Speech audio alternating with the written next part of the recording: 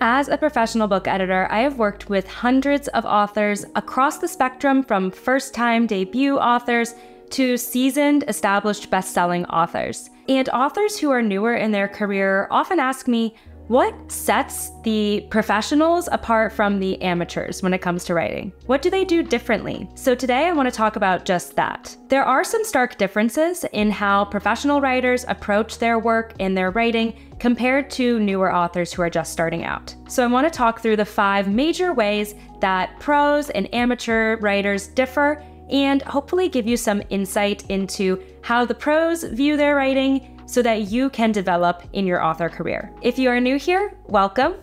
On this channel, every week, I either offer writing tips like this one, or I talk about the book industry, particularly from the traditional publishing side, as that's my professional background. If any of that interests you, please go ahead and hit that subscribe button and join this amazing community of writers. I promise you will not regret it. And while you're at it, go ahead and hop down into the description below and grab my free story self-assessment worksheet. This is a fun, easy, simple quiz designed to help you see your story from a different perspective, to help you pinpoint the strengths and weaknesses in it.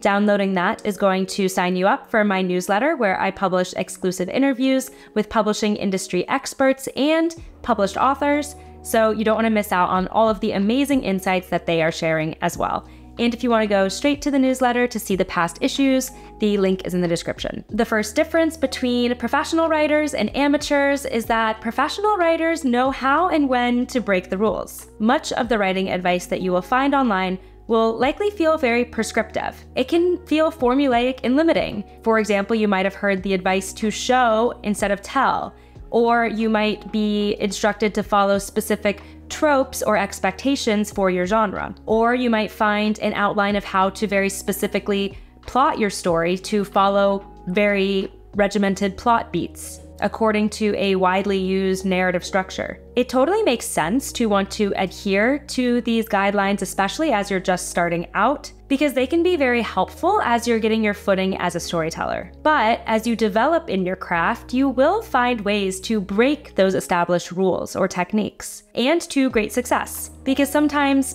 breaking the rules is what makes the story more exciting and engaging. I personally deeply value allowing the craft of writing to be free-flowing and creative. So remember that when it comes to writing, rules are ultimately meant to be broken if it makes sense. Whether you're working on something that subverts expectations of a certain genre, like a cozy or comedic horror, or whether you're trying out an entirely different narrative style. Once you know the basics and you have them down, I want you to feel free to bend the rules a little bit if it will make for a more effective story. I have another video that goes into writing rules that I think every writer should break, so definitely check that out if you're interested in more tips. The next way that professional writers differ from amateurs is that the professionals keep writing no matter what. Professional writers are extremely dedicated to their writing, and they treat writing as an obligation and a job, something that they must do, and something that they commit to doing day after day after day. That doesn't necessarily mean that they're writing every single day,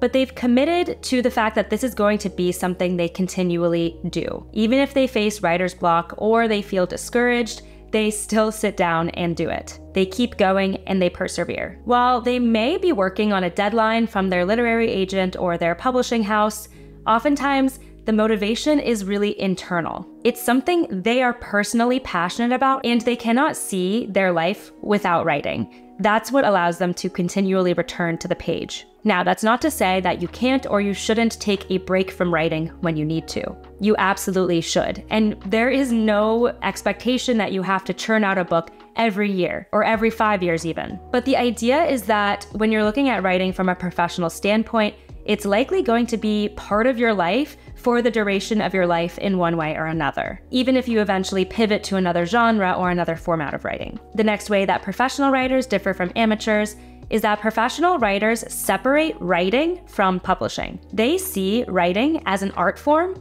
but understand that publishing a book is a business. And those are two very different things. When they are engaging with the publishing industry, they understand that it is an exchange of value where their book, their art form, is now a product meant to be sold to readers for entertainment and for purchase. So the sooner that you're able to separate writing and publishing conceptually in your mind, the better off you are going to be, and the closer you will be to becoming a true professional author. Professional writers understand that not every book is going to make sense to be published by a big 5 commercial publishing house, because they understand that the goal in that context is to sell as many books as possible to as wide a readership as possible. They are able to somehow maintain the integrity of what they are doing as an artist while being aware that they are participating in this business of publishing, and that they are ultimately creating something with the intention of it being sold. Now, that doesn't mean that you have to write with publishing in mind at all.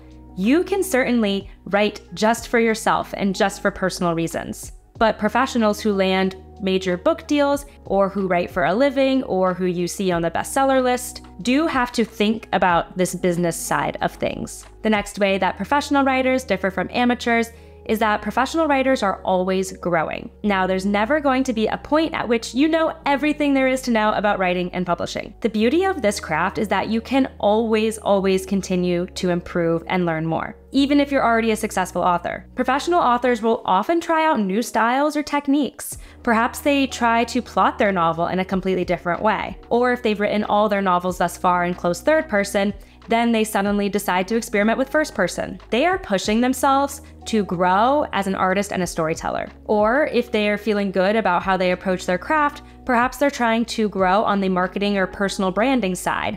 Maybe they start a newsletter, or they teach a creative writing course. So if you're just starting out, I recommend adopting this mindset of continual development. It's something that I'm continually thinking of from the editorial side as well.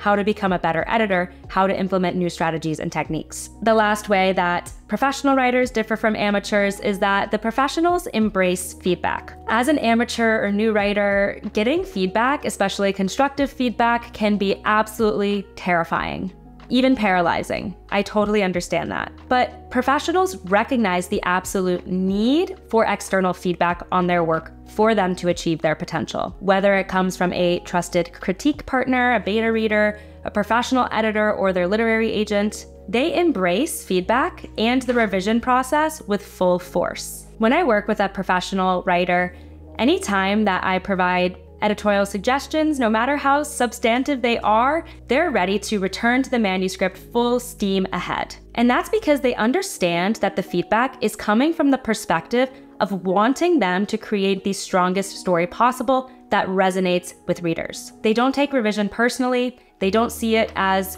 them being told that they're doing anything wrong, just that there is area to improve, and they're eager to do that. This is a mindset that I strongly recommend all authors embrace as soon as possible, because it is only going to help you grow exponentially as an author. I hope this video helped you understand and embrace some of the techniques and mindsets adopted by professional authors so that you can grow and develop in your career. Let me know in the comments what you are working on currently and where you're currently at on your book writing or publishing journey. I would love to hear what you're doing. And if you're looking for some more tips on how to develop as an author, check out my video on how to become a best-selling author. I give some more practical tips in that one. And if you found this video interesting or helpful, please hit that thumbs up button. It really helps out my channel. And go ahead and hit subscribe if you haven't already. And don't forget your free story self-assessment worksheet and my newsletter link in the description below. Thanks so much for watching, and happy writing.